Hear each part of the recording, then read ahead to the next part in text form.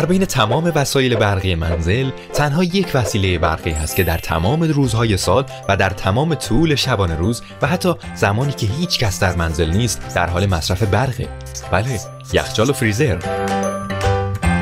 یخچال و فریزر تقریباً 1/5 انرژی برق رو در منزل مصرف میکنه. مصرف انرژی این وسایل تا حد زیادی به این بستگی داره که چه مقدار گرما به درون اونها نفوذ و یا سرما از اون خارج میشه.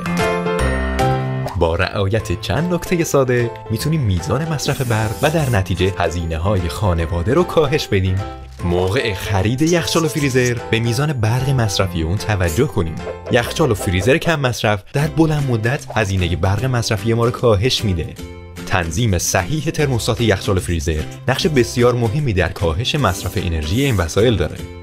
بهتر ترموستات فریزر رو بین 15 تا 18 درجه سانتیگراد زیر صفر و ترموستات یخچال رو بین 3 تا 4 درجه بالای صفر تنظیم کنیم. حتی الامکان یخچال و فریزر رو در مکانهایی که گرم نمیشن و دور از تابش مستقیم خورشید قرار بدیم.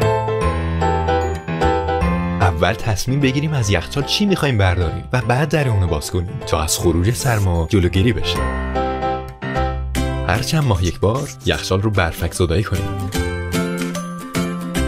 مواد غذایی گرم رو ابتدا سرد کنیم و بعد داخل یخچال قرار بدیم.